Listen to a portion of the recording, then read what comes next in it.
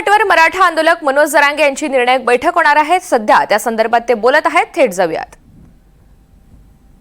आता सावधपणाने ही लढाई सगळी लढायची जिंकायची, ही शेवटची लढाई आहे। घरी कोणी थांबू नका, कारण तुम्ही घरी बसून जर टीव्हीवर बघताल, सोशल मीडियावर बघताल, ती लढाई राहिली नाहीये। तुम्ही स्वतः या लढ्यात मुंबईला साक्षीदार पाहिजे। काही का माझी जात हारू देऊ नका, हे तुमच्या पायाला हात लावून सांगतो। माझी जात जर हारली तर माझ्या समाजाच्या लेकराचं वाटोळं होईल। समाज मोठा आहे, तुम्हाला मग काही किंमत नाही। समाजाला इतकी किंमत आहे, समाजाला कधी खाली मान घालायला लावू नका। मी मरणापर्यंत टेकलोय, उपाशी तापाशी राहतो, रक्त जाळतो, पण एकीचं सुद्धा मागे सरकत नाही। तुमच्या लेकरा बाळासाठी रात्रंदिवस झटतोय। म्हणून माझी तुम्हाला विनंती आहे, विजयाच्या जवळ गेलोय आणि जवळ जात असताना घरात बसायचं नसतं। माझा समाज अंधारात उठू नका। समाज दारिद्र्याच्या खाईत लुटता कामा नये। लेकरा बाळाचा शाप शिवाय घ्यायचा अधिकार आपल्याला नाहीये। लेकरा बाळासाठी तुटून पडा। आरक्षण घेतल्याशिवाय मुंबई सोडायचे नाही, खूनगा प्रत्येकानं बांधा। फडणवीसांनी ठरवलंय, त्यांनी पण मांडलाय, मराठ्याला आरक्षण मिळू द्यायचं नाही। आपण पण मांडलाय, मराठ्याला आरक्षण मिळून देणार। जीव गेला तरी हरकत नाही, पण मागे हरकत नाही। या मनोज जरांगेनं माझा जीव तुमच्या पायावर ठेवलाय। मी जर इतकं तळतळीनं लढतोय, आजारी असताना सुद्धा रात्रंदिवस बैठका घेतोय। तुम्ही तर चालते बोलेत, तुम्ही धडधाकाट आहेत। तुम्ही माझ्याही पुढे पाहायला पाहिजे। तुमच्यात माझ्यात काही मतभेद असतील, ती वेळ येईल। तुमच्याकडून चूक झाली असेल, माझ्याकडून झाली असेल, ते काढायचे दिवस लक्षात ठेवा। तुम्ही जर नाराज होऊन घरात बसताल तर जात हारलेली दिसाल। त्यांचा हसू करू नका, त्यांना हसू होईल। ते म्हणते मराठी एक आले नाही, घरात झोपले। आम्हीच मराठ्याला जिंकलेलं नाही, छात्याबडी ते। कुणाला बोला जागा ठेवू नका। इतक्या ताकदीने मुंबईकडे निघाल, इतक्या गाड्या लावा ना, देव तुम्हाला काय कमी नाही करणार। तुमचं थोडं वाटोळं जाती आयुष्याचं कल्याण होईल। मिळेल तेव्हा आणि काढा। ट्रॅक्टर, जीप, टेम्पो, रिक्षा, ट्रक का असेल ते, आणि ज्याच्याकडे कत नाही त्याने मोटरसायकल का। मुंबई पर वाटा लावायला 31ला आम्ही बसलो की तुम्ही घरी या। नोकरदार वर्गाला सुद्धा तेच आव्हान आहे, तुम्हाला यायचं नाही, तुझ्या गाड्या पाठवून द्या, पण घरी कोणी थांबू नका। मोटरसायकलवाल्याला विनंती आहे, गाड्या खूप मोटरसायकल येणार आहेत, तुम्ही गाड्या दमाने चालवा। एकाही पोराला नुकसान होता कामा नाही। नसता एकाही पोरांना मोटरसायकल घेऊन मुंबईला यायचं नाही। लेकराला दुखापत होता कामा नाही। तुम्ही मोटरसायकल घेताल आणि एकमेकात रेस खेळताल, आपल्या रेस खेळायचे नाही। जात हाराला पाऊल उचलायचं नाही। महाराष्ट्रातल्या सगळ्या मराठ्याच्या पोराला सांगतो, गाड्या दम्माने हाणाऱ्यात मोठाल्या सुद्धा ही शेवटची बैठ याच्यासाठी आहे। आपल्याला प्रत्येकाला स्वयंसेवक बनायचंय। कोणाची गाडी पंक्चर झाली, कोणाचा दुखायला लागलं, सगळी सेवा आपण करायची। त्याला काय झालं बाजूने जायचं नाही, एकमेकाला जागा मोकळी करून द्यायची। बीड जिल्ह्यासह महाराष्ट्रातल्या सगळ्या ओरडली,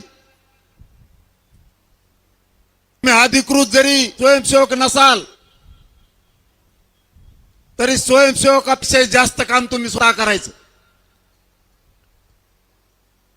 नांदेड आणि हिंगोलीतून काहीतरी रात्री बातमी आली 2,05,000 काहीतरी ते मोटरसायकल काढायले.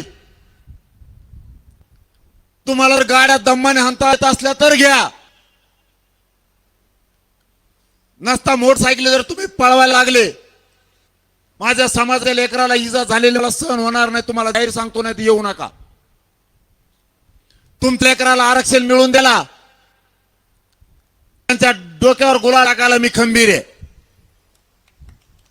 सरकारच काय, सरकारचा बाप बी आडवा दे, आरक्षणच घेणार आहे आणि ते पण ओबीसीतूनच घेणार, इकडून तिकडून नाही.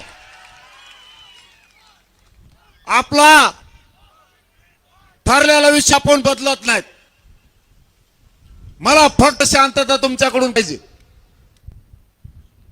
आयुष्य पणा लावलंय. आजकाल लोक आयुष्य पणाला नाही लावत, कशातून बी कमाई बघायचं काम करतात. त्या पोरानं तुमच्यासाठी जीव सुद्धा तुमच्या पायावरती ठेवला, खोटं सांगत नाही. मला जर उद्या देवेंद्र फडणवीस म्हणले तुझ्या अंगाचं कातड काढून दे, आरक्षण देतो, एका सगळं अंगाचं कात काढून देईल जातीसाठी, पण माग हटणार आहे. मरायला भेट नाही. मरण तर कसं येतो, अपघात झाला तरी मरावं लागतं, अंगावर वीज पडली तरी मरावं लागतं, साप चावला तर मरावं लागतंय, अटॅक आला तरी मरावं लागतंय. जातीसाठी वीर मरण येणं माझ्यासारखा नशीबवान दुसरा कोणी नसन. मी मरायला नाही भेट फडणवीस, मला भेडायच्या भानगडी नाही पडायचं. माझ्या नादी लागू नको बाबा. जे जे लागले त्याचा बाजारात उठवलाय मी. गोडी गुलाबीत प्रेमानं जेवढा हाताळता येईल प्रश्न तेवढा हाताळा. आम्ही बाकी सगळं बघितलंय. त्यामुळे तुम्ही काय करणार आहेत तुमची तयारी बघून आम्ही बी ठरवू काय करायचं. माझ्या पोराला मुंबईत त्रास होता कामा नाही. पोरानं तुम्ही सुद्धा काळजी घ्या. तिथं फोन लागणार नाही एकमेकाचे. आपल्या टीमा तयार राहू द्या. गोळ्या औषधं सोबत ठेवा. पावसाचं सगळं साहित्य सोबत असू द्या. छतोट तिथं काही रावठे तुम्हाला घेता आलं तर त्यासोबत ठेवा. झोपायला अडचण पावसात येऊ शकते. मुंबईत पाऊस असण्याची शक्यता आहे. आपल्या बॅटरी की आपल्याला काय काय वस्तू लागतात, पीठ मीठ हे सगळ्या वस्तू घ्या. पाण्याची व्यवस्था करा. आपल्या गावाचे सगळे पाण्याचे टँकर मुंबईकडे घ्या. अँब्युलन्स सोबत होऊ द्या. कोणावर अवलंबून राहायचं नाही. कुणी नाही केलं तर आपण उपाशी मरता काम नाही, हे लक्षात असू द्या. तुम्ही फक्त मुंबईत शांतता ठेवा. येताना आरक्षण तुम्हाला याची जबाबदारी आपली. फक्त आणखी नाही 2-3 दिवस राहिलेत.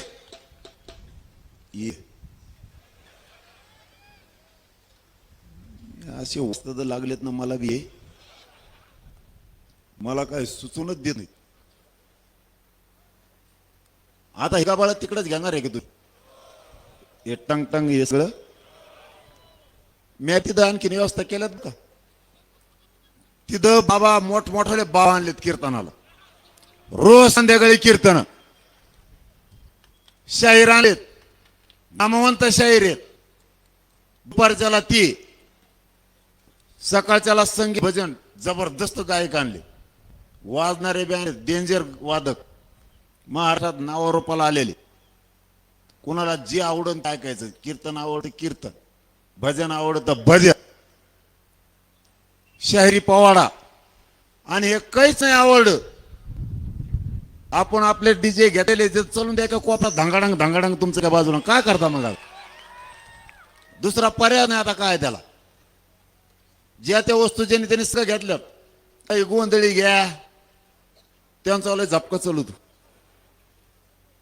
हा काही त्या हलक्यात, मला याच्यात काहीच लागत नाही, कारण एकदा लुंड कल्ली की लुंड कल्ली. उपोषणाला बसल्यावर तुम्ही काय काय करतात आम्हाला काही मिळा लागत नाही, पण झिजतो तुमच्या लेकरासाठी, जीव पणाला लावतो या समाजासाठी. समाज मला उंचीवर गेला पाहिजे. माझ्या समाजाच्या 70 वर्षात खूप बरबादी केली. मला 70 वर्ष मराठा रिवज गेल्याला पुढे न्यायचं आहे, यासाठी जीव पणाला लावला. लेकरा बघा किती आनंदी आहेत. पोरं पोरी अधिकारी होऊन आंतरवाली येतात. इतका आनंद असतो बापाच्या आणि त्या समाजाच्या चेहऱ्यावर. न होणारी गोष्ट